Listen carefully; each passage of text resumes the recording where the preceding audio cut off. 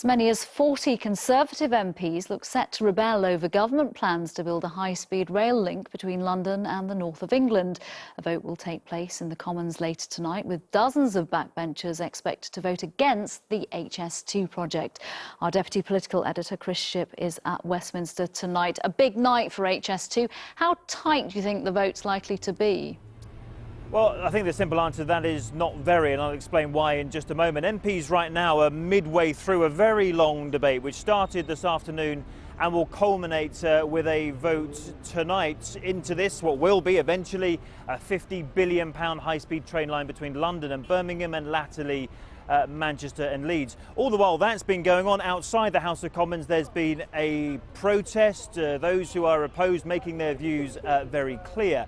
Now, as you say, there are a number of Conservative MPs who do not support the government's position. It was thought initially there could be around 90 to 100. I don't think that will happen. In reality, I think it would be more like 30 or 40. A number of those MPs are from the area of Buckinghamshire and the Chilterns, where they say they get the line, they get the pain of the line going through the countryside, but none of the gain. In other words, they don't get any stations, they don't benefit from it. One of the most vocal opponents is the MP for Chesham and Amersham, Cheryl Gillen, who in part left her job in government to campaign against this line.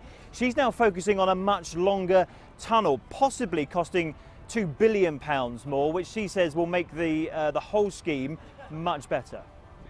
I hope he is not ruling out looking at further mitigation, particularly for the area of outstanding natural beauty, which affects the member for Aylesbury as well as my own constituency, because it is important that if you're going to have environmental credentials, you protect our environment to the highest degree, Mr. Speaker, when you are putting in projects of this nature.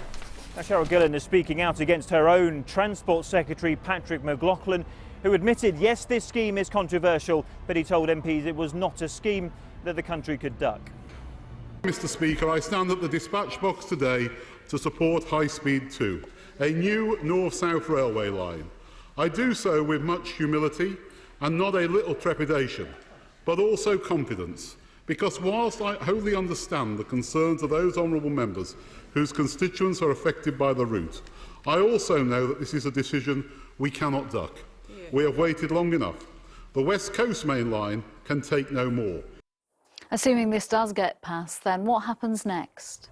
We think it will pass, and mostly because Labour are supporting this. The Shadow Chancellor Ed Balls made some noises recently where he was doubting the £50 billion scheme, but now Labour have swung in behind this and the majority of their MPs will support this. So it will go through tonight, then it moves into committee stage, and because this thing is so vast, there is so much to discuss, it won't actually have completed all that before the time of the next election. So there's still a question mark over this whole project, what happens after the election, but it will become one step closer tonight. Chris Shipp, thank you.